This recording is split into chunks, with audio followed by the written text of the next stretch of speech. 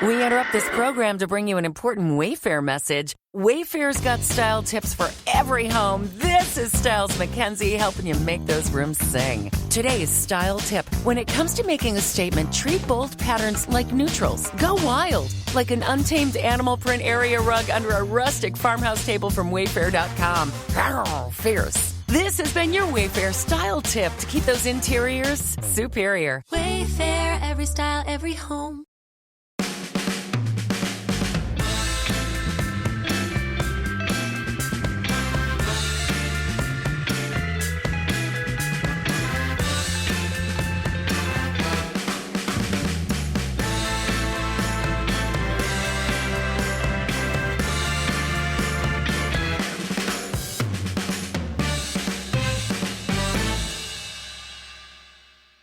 For today's pod, I'm with Howard Borrington, who's a member of the committee at Rainbow Devils, the group that supports and represents LGBTQ plus fans of Manchester United.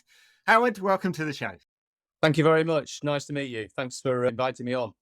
No, thanks for coming. Well, it's Pride Month, and we'd like to touch on a number of issues on this podcast, but I think we haven't given this full representation. So I wanted to bring you on, talk about the group, understand your role with the club, some of the sentiment of the fans who are part of your group, and dive into some of the issues.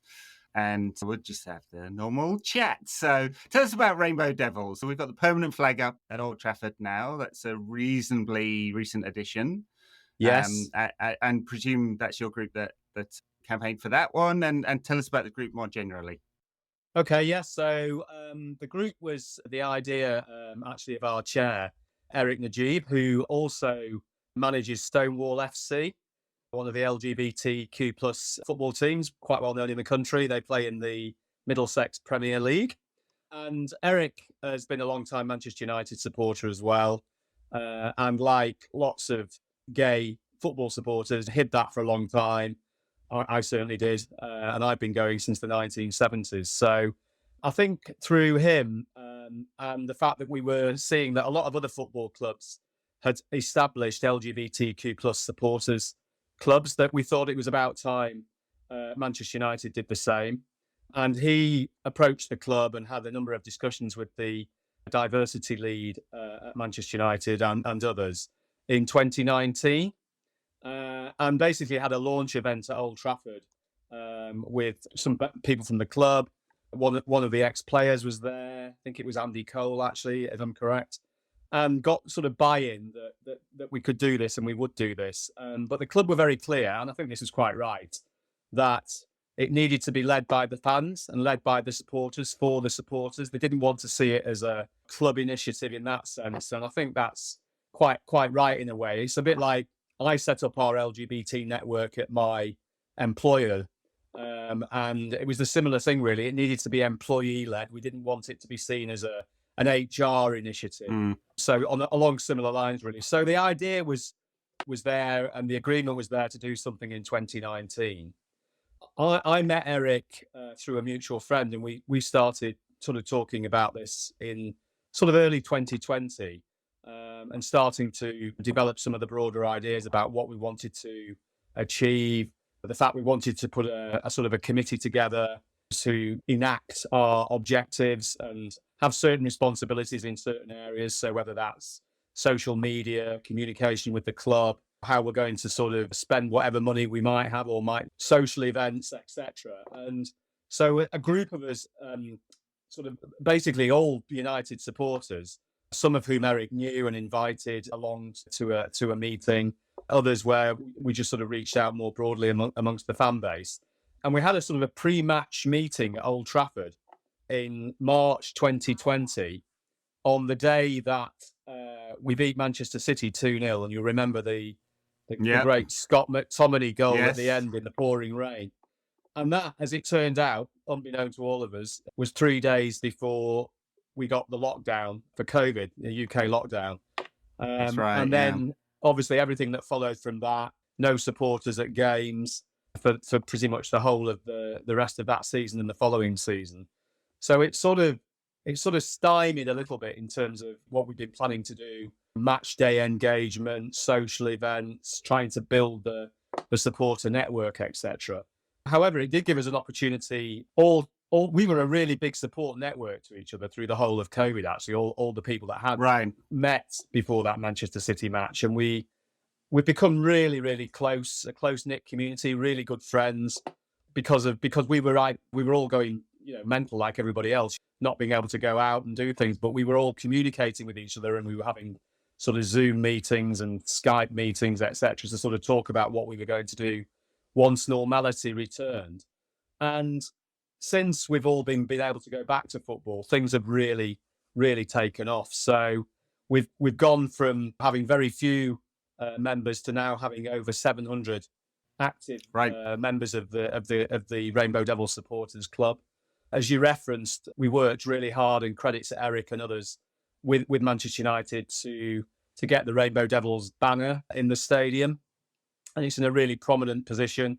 Just near the Stretford end, on the Sir Alex Ferguson stand, and you'll have probably noticed yourself when you watch match day interviews from the pitch side, etc. Quite often they're stood with their back near the Stretford end. They're stood with their back to the Sir Alex Ferguson stand. So our banner is quite prominent actually when there's a lot of TV coverage.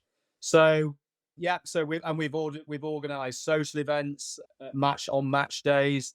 We marched in Manchester Pride last year. We're doing the same again this year. So it's really just been fantastic. We've been communicating to supporters. We've done a recent survey on what their views were on the various ownership issues, more from a sort of a Rainbow Devils perspective, rather than do you think this person or that group or that would invest more in the club or buy players, or be better for the squad. No, it wasn't really about that. It was more about how do people feel in terms of their own sort of personal circumstances and situation. Because obviously there's a clear difference in the supporters, certainly from the Rainbow Devils point of view, as to who they would prefer. And a lot of that is obviously driven by the broader sort of attitudes to LGBTQ plus people in certain parts of the world. So, which won't be a surprise to you or to anybody else. But yeah, so really good communication with the supporters. We do a regular email update on what we're doing, what events are coming up, pre-match socials. Did one for the FA Cup final, did one for the Carabao Cup final, sometimes in Manchester, sometimes in London, sometimes both. So yeah, it's been really good. We've got some merchandise, and we're constantly looking at what else we can do. One of the things we've worked really closely with the club on in recent times is making supporters more generally aware of some of the sort of homophobic issues that still exist in football. Yeah. Recently, there was the call from the club to stop the chanting at the Chelsea match. Yes. I think you put out some communication about that as well. I mean, I guess that's one of the issues that still rears its head in football. Tell me your perspective. My perspective is I think there's less homophobia today, but it's still prominent, right? Yeah. So... there is less. That's certainly true. And of course, now it's a criminal offence anyway. And singing the Chelsea song is also now a criminal offence. And I think what we were keen to do, and we worked very closely with the Chelsea group, Chelsea Pride, and then with the club, was really to try and educate people. And that's not meant to be in a patronising way. But I think a lot of supporters who use that song perhaps don't understand the meaning of it, or where it came from, or how offensive it is, not only to Chelsea people and Chelsea fans and Chelsea players, presumably, but also to a lot of Manchester United fans, especially those who are in the LGBT plus community or allies of the community. And what we were keen to do is not go down the sort of, threatening or lecturing or basically sort of warning people too overtly that actually the club will expel you or you'll get prosecuted, but trying to sort of get that right balance between making it clear that actually it is actually a criminal offence. But what we're trying to do is just give you a better understanding of why it's so offensive to the LGBTQ plus community. Yeah. And I think we had some success in that. Eric has often talked about. I mean, he's well connected across Manchester United and across a lot of the supporters groups and the fanzines and all the rest of it. And he's got a fine balance between not being seen to lecture Manchester United fans, but at the same time, obviously push the cause and push the case for actually why being homophobic at football is really not acceptable. And I think we've made some progress in that. So it's I thought the communication struck the right balance there. I mean, I have to say, like many people, when I was a teenager and that song was going around, I probably didn't give it a second thought. No. And so, the education piece is just, it's important so people understand why, because much like many other offensive chants that United fans have sung over the years, sometimes people just don't think about the meaning behind the words. And so that's one issue. Are there, I'm trying to get a sense of, like, is Rainbow Devils like an activist organization where you have a cause that you're pushing for, a campaigning organization with politicians and so on, social organization, or all of these things? Are they all behind the mission? Yeah, it's probably a bit of all of that. I mean, we haven't particularly done a political engagement. I mean, obviously there are some Manchester United supporters who are members of Parliament, I'm sure. Sure. But we haven't specifically gone out to try and sort of politicize anything in that sense. But yeah, we are a campaigning organisation in the sense that we want football to be seen to be open to all. Diversity is really important. Nobody should be made to feel uncomfortable because of who they are, what their sexuality is, from going to football matches. And we've got members of the supporters club now and on the committee who'd stopped going to football a long time ago because they just felt it wasn't for them anymore. It wasn't comfortable.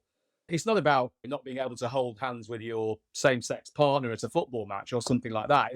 I mean, although that's quite a nice thing to be able to do if you want to, without feeling that you're going to be somehow discriminated against or abused. But I think it was more just that general tenure around football. I mean, you referred to it yourself in terms of some of the songs, some of the chants, you'd get that somebody falling over and get up, the word I was going to use. And so I think we're an organisation that want to push the cause of football being for everybody, for equality, for everybody to feel comfortable going to football, being involved in football. We do that obviously from a Manchester United point of view with our supporters group and working with other supporters groups and the club. We're also part of the bigger movement, Pride in Football. So we talk a lot of the time with a lot of the other football clubs representatives as well about what they're doing, what we can learn from them. Are they doing things we're not doing? What's their journey been like? Actually, one of the things about lockdown which was really good, was because we were all watching football from home and practically all the games were on TV because nobody could actually go to the games. We were doing a lot of pre-match engagement as a group with the sort of LGBT groups from West Ham or from Arsenal or from Manchester City, Canal Street Blues and Gay Gooners and all the rest of it. And that was really good. We've sort of, I guess what we've tried to do is replicate that now more in person at games. Yeah.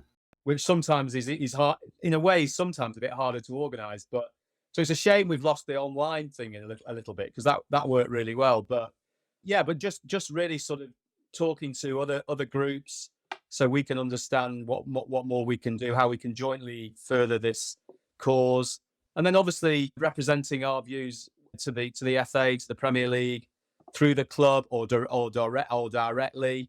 I mean, I represented the Rainbow Devils at Stamford Bridge, probably about it's before that Chelsea game, probably about 2 months ago now, something like that.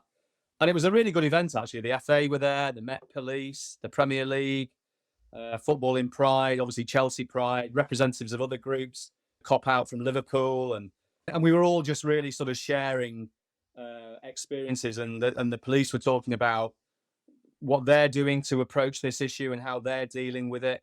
And the same, obviously with Premier League and FA. So it's a long answer to your question, but it's all of that, really. It's campaigning, It's about inclusivity. It's about organising social events for supporters, and it's just about making everybody feel that they can be involved in football. And some people argue, why do you need a group? Well, who's saying you're not involved in football? You can go to a football match if you want to go to a football match. Why are you any different? And obviously the experience is, well, it has been different for a lot of people over a long period of time, and that's what we've been trying to change over a long period of time. One thing I wondered, is there a difference between the men's game and the women's game here? Because there certainly is in terms of the players. I mean, probably half the England squad are out. Yes. Who are going to the Women's World Cup, and that's obviously not the case with the men's game. Does that flow through into the supporter experience as well? Is there a different atmosphere there? Well, I think so. I mean, I have to hold my hands up and say I've only been a bit of a fraud, really. I've only been to one of the women's games, and it was the FA Cup final against Chelsea at Wembley. Oh, you plastic! No, I have to admit, I've only ever been to away women's games. I've been to quite a lot of them. I've ever been to Leeds Sports Village. So yeah. No, well, I haven't. I mean, I live in London, but so Wembley's about 20 minutes away from me on the tube. So I definitely thought, well, I can't not go to that. And obviously, it was relatively easier to get tickets. Although you know, the stadium was pretty full, actually. I mean, it wasn't far short of capacity. But obviously there are other members on the committee. We have somebody who specifically looks after sort of women's teams issues and goes to a lot of the games at Leeds Sports. And I think the atmosphere is different. I think you get a lot of families, you get a lot of younger kids there. I think it's much more. It's not, because it's still relatively new to a lot of people, and it hasn't got the history of the rivalries maybe that have built up over the men's game over many, many years. So I think you don't tend to get those offensive songs and chants that can be on any subject. Let's face it, they're not, as we've acknowledged, they're not always just homophobic. It can be all sorts of different things. But so I think it is a different atmosphere. But you're right. It's interesting in the sense that, I mean, there's obviously players that play for the Manchester United's women's team that are out, but clearly we're still lagging a long, long way behind in the men's game. How do you feel about that? Because I wonder about this. It's probably a question you get a lot, but it's for individuals, isn't it, to decide when they want to come out? But as a community, there's clearly underrepresentation of your community amongst the players in terms of them being out, and presumably there's quite a lot of gay players. I'm just going to make the assumption. Where does the game go? Because we should be at the point where a player can come out. And I feel like, especially in England, there'd be an overwhelming amount of support for that player if it happened. That's my sense. But what's your sense? Yeah, I mean, I agree. I mean, firstly, I totally agree with your first comment, which is this is always a personal decision. Nobody should be forced into it, and it's very, very difficult for lots of reasons for lots of people. Once you come out, you never stop coming out anyway. I mean, slightly differently, perhaps if you're a high-profile footballer where everybody knows you, but it's like, I mean, everybody new that I meet that doesn't know anything about me, at some point that might come out into the conversation. So I'm coming out again to somebody completely new. So it's a never-ending process. But I think it would be fantastic. There has to be statistically some gay players playing in the Premier League. I am sure, that is the case. And every time obviously you have Pride Month, you have the Rainbow Laces campaign. There's the period when the captains all wear a rainbow armband, they wear the rainbow laces. And the sort of surveys that I've seen where players have been questioned about the issues, about whether a player would feel comfortable coming out or should feel comfortable coming out to their teammates in the professional game. All the indications are that the players would have absolutely no issue with it at all. So I think what presumably, and this is an assumption, but I think it's a reasonable one, that I think what probably holds back a player coming out is obviously the media coverage and probably a fear that they will be picked on by supporters of other clubs rather than necessarily their own clubs. I mean, I'm sure there'll probably be. I mean, we see enough of it from Manchester United supporters on social media, wherever they are in the world. I mean, sometimes, we post something and we say to each other, don't read the comments, otherwise you'll just get really quite obsessed about some of them. And obviously it's difficult not to read some of it. And you get a mix of obviously very supportive things, but you get some pretty horrendous stuff as well from people who claim to be Manchester United supporters, and some of them are here, some of them, but I would say probably the vast majority of them are overseas supporters. But yeah, I think a player probably would think, why would I put myself in that situation? Why would I make myself the target of abuse from supporters of other teams? It's a distraction the team doesn't need. I don't particularly want it. Why would I want that sort of attention? And I'm sure that must be part of the thinking, because otherwise, all the other support networks seem to be there, from the clubs, from the players, from the FA, and all the rest of it. In terms of, if you are a gay footballer and you want to come out, I think they would get all the support from those angles. But in terms of how they're treated by various aspects of the media, possibly, and also clearly other supporters. And there's no doubt, actually, on a broader issue, without getting political, that actually I think we're starting to see a little bit of rowing back here in the UK, and quite often, what's that phrase? I know it's more based on economics than anything else necessarily, rather than social liberalism. But if the US sneezes, the rest of the world gets a cold. I mean, you've obviously seen what's been happening in the country you're living in terms of, Oh, for sure, yeah. It's deeply worrying how much rollback there is. Yeah, it's starting to happen here a little bit. So we're feeling things have been moving in such a positive direction for such a long time, but the whole trans issue seems to be skewing things, and people, and this anti-woke movement and anti-liberalism movement and all the rest of it. So it's always that doesn't help the case at the moment, I think, for footballers coming out. I mean, I'm not saying, as a trans person or whatever, but certainly as a member of the LGBTQ community, it probably makes things a little bit more difficult as well. I imagine so. Yeah, I think you're right that the UK does take a lot of cultural cues from the US, and certainly on the political side of things, there's a lot of copycatting in terms of the tactics, especially on the right of the political spectrum. And here there's been a major pushback by the sort of MAGA movement, both legislatively and in terms of messaging. And of course, we had that, listeners may not be aware, but we had a major case in front of the Supreme Court about free speech and whether a hypothetical website designer could refuse to serve a hypothetical customer with a hypothetical message about a same-sex wedding. It was totally bizarre and to shock most of the legal community here, but also the LGBTQ community and everyone who's allies to it as well. So, I do worry about that rollback at a more kind of general social level, and I hope that doesn't filter down into football as well, when in fact, the football community seems to be getting more progressive around this issue, or at least has made a significant effort in recent years. To address issues and recognise the community. I wanted to get onto some of the ownership issues, and I know you can't speak for all fans, and I think that's the same for all fans groups, Must and the Independent Manchester United Supporters Association and fanzine of websites and stuff. They represent their broad audiences, but you did the survey. So what were the results of that survey, and what are your members saying about ownership issues? We basically asked.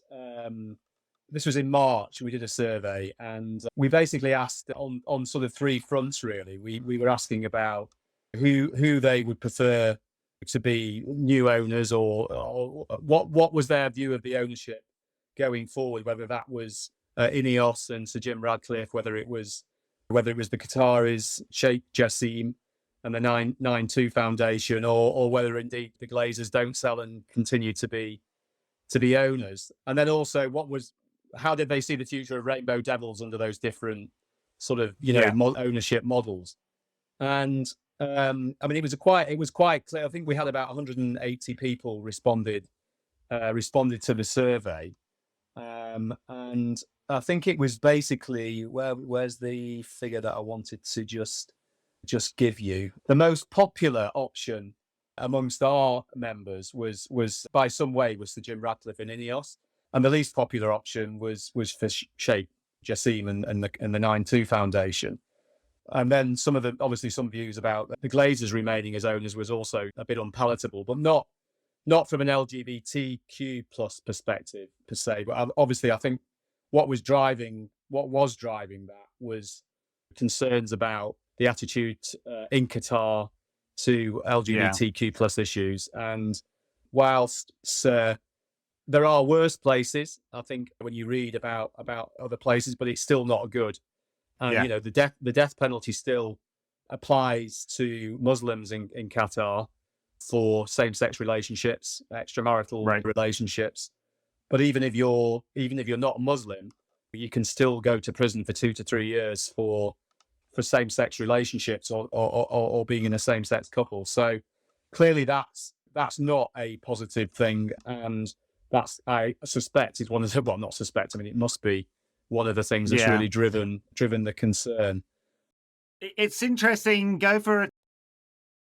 At Paris Saint-Germain, there's been, I mean, it's part of the playbook, right? Over at Paris Saint-Germain, there's been all the same sort of campaigns: Neymar in a rainbow shirt, rainbow flags, rainbow lace type campaigns, and so on. And I do think that fools people into thinking that, oh, this is okay, right? So because the message, it's like, don't look at the message in Paris or in Manchester if it happens. Look at what actually happens in Qatar and the policies that are impacting the gay community there. And I suspect that would happen at Manchester United. I'd be very surprised if, for example, the Qatari takeover happens, that they'll pull down that banner. I don't think, the message is going to be two-faced, isn't it? Yes. Yeah, one message in Manchester and another back home. And I think that should be the concern. I think that's one of the things that concerns. I mean, there's other aspects to it as well, which, you know, the whole sports washing issue, of which this is one. But also, I think, and I can't read everybody's mind in terms of who responded. Yeah. But I think also the fact that we've all been quite critical of the ownership models of other clubs in the Premier League. That's clearly skewed things in terms of how much money been invested in those clubs, where the money's come from, why would those football clubs invest in the Premier League, what's behind it, why would those owners rather invest in football clubs in the Premier League, and what lies behind it. And I think there's probably an element of us, of some of the supporters, feeling it would be very hypocritical to then support our club being owned, whether he's an individual, you know, businessman or not, which is clearly what's been claimed, I think, or whether he's actually part of the Qatari state. And I guess that's a bit difficult for us to totally make a judgment on. And so I think there's probably an element of that too. And people genuinely, as you pointed out, absolutely concerned that, okay, well, fine for them to continue to allow Rainbow Devils to do what we do, fine for them to keep the banner in the ground and all of that. But actually, we don't ignore what goes on in Qatar in that instance, and we absolutely don't, because there'll be Manchester United supporters of Qatari origin and nationality who can't enjoy the freedoms that we can here in our country. So, and actually broader than that, obviously much more serious issues in terms of the things we referenced earlier. So it's a really difficult one. I mean, we've tried not to give a sort of a running commentary on where we think things are with this ownership. I mean, obviously it goes without saying, everybody's a bit fed up with how long it's taking and it's dragging on. You know, they announced this back in November, and here we are in the summer. The transfer window's open. There was still no further forward in knowing whether there's going to be a change of ownership, whether there's going to be that extra investment, and what the future direction of the club is. So I think there's quite a lot of frustration about that. But I think from our point of view, we put a statement out at the very beginning where we said we would have some concerns about some of the purported ownership that may come about, and everybody knew what we were referring to. But we know that more broadly amongst the Manchester United supporters base globally, that there's a split. There's a split between people who would absolutely want the Qataris involved, because they see that as the milk and honey and the promised land, and we're going to be able to properly now compete with Manchester City and Newcastle, and and what's happened there, and we'll just be able to go out and buy the best players in the world, and We'll build a completely new stadium and all. So they and that's understandable. Why would you not want that for your football club? There are others who are much more sanguine about that, don't like the idea of that for the reasons we've sort of talked about, and would much more prefer a local Mancunian businessman to own the club.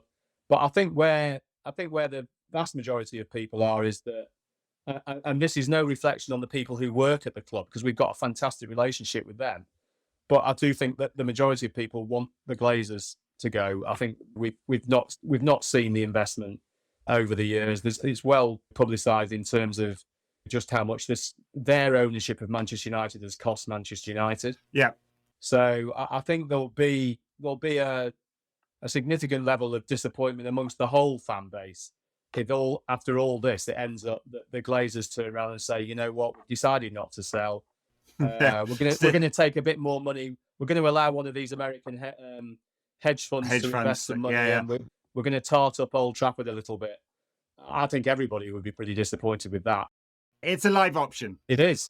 It's a live option because the economics of the buyout actually don't look that favourable when you look at what's happened with US sports franchises at the moment, and I'm sure they will look at that. So the Washington Nationals, is it, that just got sold? I'm maybe getting that wrong. Sorry, American sports fans. I can't deal with all the different names of all the teams over here. But it just got sold for $6 billion. So that kind of sets a benchmark. And if you look at what Chelsea got sold for, 2.5 plus another 1.75 commitment, that's in pounds. Even if that wasn't part of the purchase price, it's a whole package sort of thing, which Todd Boehly is managing to blow very quickly. But it kind of if you look at, they own 69% of the club, and that translates the current bid to about £3.6 billion. It starts, and you split it 6 ways, and you take capital gains tax off the top. It starts to look like not that much money. I mean, a few hundred million each. I think you could manage to have quite a nice lifestyle on that. But from the Glazers' perspective, they're probably thinking there may be some upside down the line. So it's why the hedge fund or private equity option is still live on the table. It's why Delay is still live. And it's why Jim Ratcliffe, as he said yesterday, is still probably in the bidding process, because actually that looks quite attractive because there's some leeway to take upside down the line. Anyway, that's slightly off topic, but I'm glad we could reference your survey and some of the thoughts of the members there. So what does the future look like for Rainbow Devils? Do you have plans for the next year or so in terms of your campaign and your organisation? Yeah, I mean, I think it looks really positive. We've got a really good committee in place now. We've all got very clear roles and responsibilities. We've got great engagement with the club.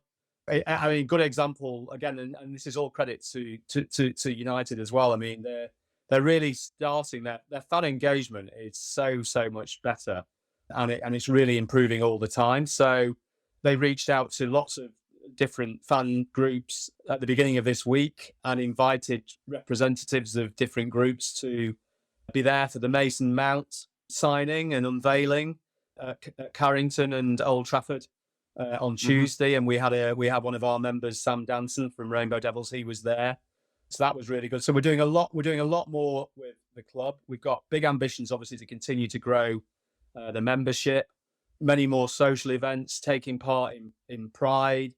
We've got Manchester Pride coming up at the end of August, and we're going to be there in a big way with the club's backing and support, and just really continuing to make the case for inclusivity for all in football, because I don't think we'll ever have a time when we're not needed, and we don't need to do that, sadly. Like when we set up the group that I was involved with in my workplace, we always said at the beginning, what we'd like to do is sort of achieve so much that we sort of make ourselves extinct because we're not needed anymore. It's just a given. It's just a thing that everybody understands, that diversity and inclusivity is absolutely at the core of what we do. People perform better at work. They can be themselves at work. They don't have to be hiding something all the time. And diverse teams are higher performing teams. And I think that you can sort of put that over into football in a similar way, in a sense. So yeah, big ambitions. We want to talk about how we fund ourselves, because I think that's a question mark still at the moment. Mm-hmm. You know, we've got some merchandise, but you know, we're not really funded at the moment. Whether we go to a sort of a subscription model for members of Rainbow Devils, that's a difficult one, because what are people going to get for the money? So whether we can extract some funding from the club, or find some other ways of doing things so that we can organize more events and as I say, have a bit more sort of visibility out there for the group. Yeah. But yeah, so lots of things to do, lots of things to look forward to. Continue to work with other football clubs, yeah, and be out there as the supporters club for the biggest football club in the country. So yeah, lots of ideas.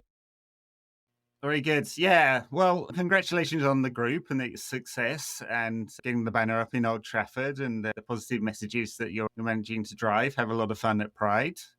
Thank you. And thank you very much for coming on, talking about some of the issues. So we covered supporters issues, chanting, ownership, the role of the LGBT community more generally in football. And I feel like we're in a better place, but clearly there is still discrimination that happens in our game, and we want to get rid of all forms of that. And I think your group and your organisation are doing a really good job of getting that message across. So. Thank you very much. Appreciate it. It's nice to get the feedback, and thank you so much for approaching us and giving me the opportunity to talk to you about some of these issues, which are really important. So thanks again.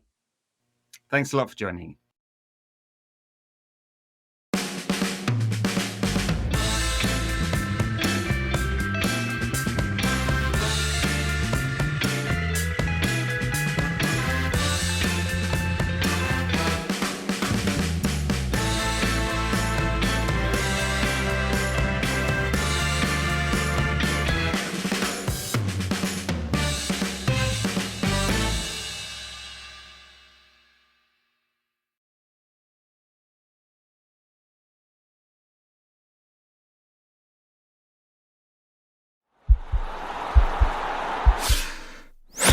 This podcast is part of the Sports Social Podcast Network.